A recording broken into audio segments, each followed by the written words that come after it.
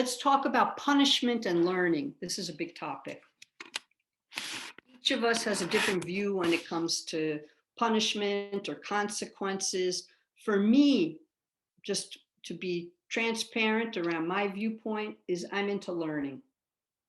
For me, fundamental is learning. I'm less interested in punishment or the threat of it, because it too often leads to the fear of the parent and then dishonesty. So everyone has their own view here. I know for some people really well. Full transparency on my part, I've never punished my child, never.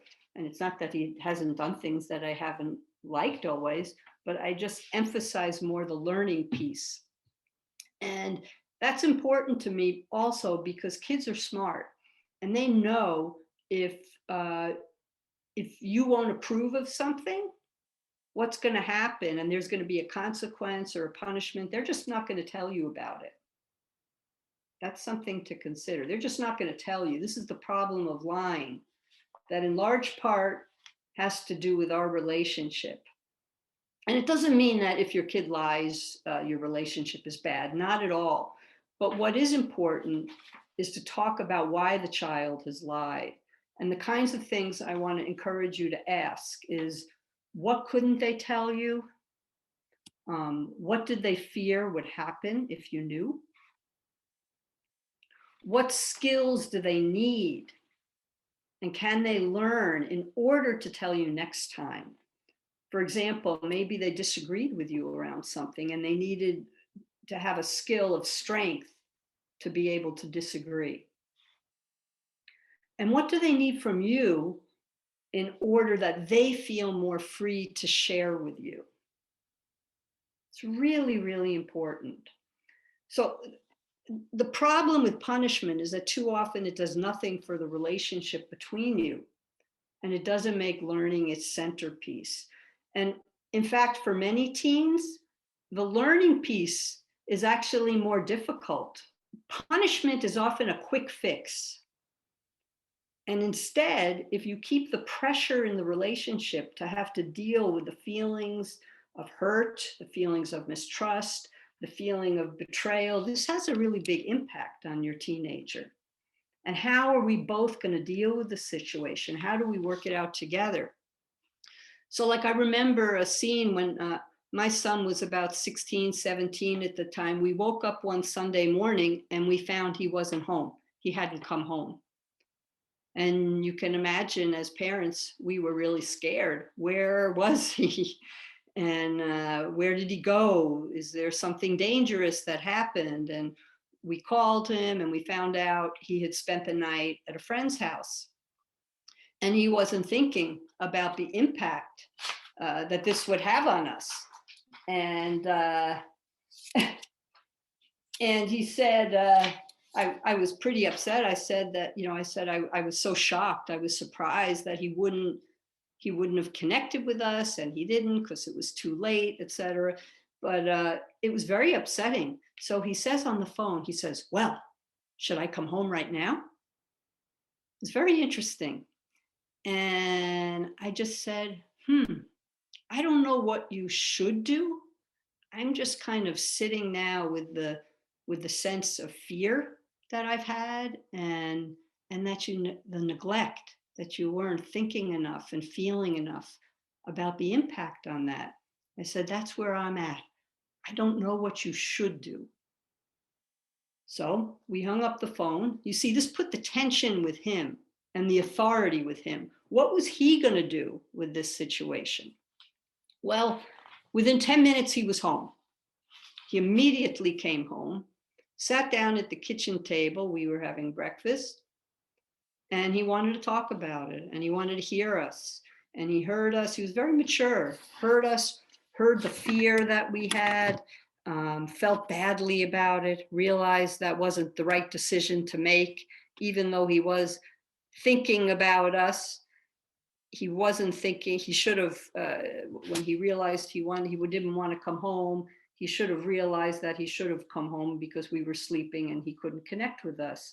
But the important thing was him initiating that conversation and wanting wanting us to feel safe with his decisions for future. And the conversation created a lot of learning. Um, Instead of, I wouldn't have wanted, many parents would have grounded the kid in that situation. It's not my style. I don't feel, he just would have, okay, I'm grounded or whatever. But I felt there wouldn't be enough learning. More of the emphasis would be on, oh, I'm grounded, as opposed to the fact like, wow, I really scared my parents. I scared them. Whoa, I don't want to do that again. I don't want them to be so afraid. That had an impact and that had a learning. Yeah. Another important thing is to listen to the teen position in conflict. This is really important. Teens will often tell you that they don't even bother to give their own position because they don't think that a parent or a teacher or some authority will believe them. So they don't really tell you their full viewpoint.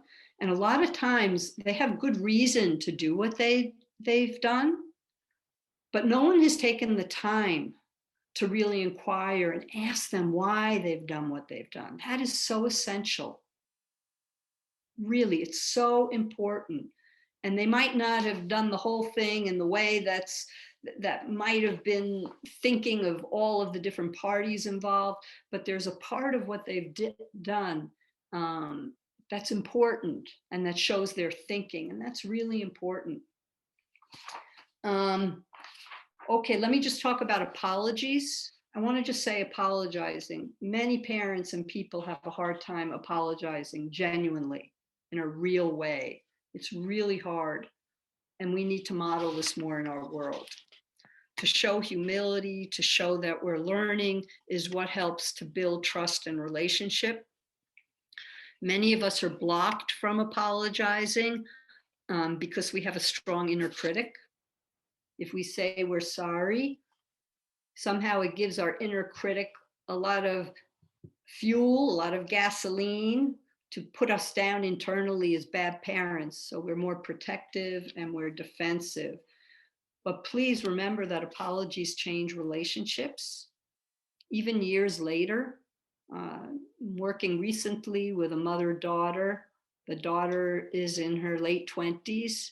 And again, one of these people who was always tagged as the sensitive one and always felt put down by her mom around her feelings. And it was great to be able, she could bring this out. And all these years later, the mom apologizes, made such an impact, changed the entire relationship. So apologies are really big, and it's really big with kids. Usually with the power differential, where too often parents are seeing that always the kids are in the wrong. But we also are sorry for things. We don't always do things in the best way. And to be able to model a genuine apology not only helps you and your child to have a better relationship, but it also helps them as adults, as growing people, to be able to quickly apologize in their friendship circles. It's also a big thing with friends in their teen years. You model that ability in the relationship.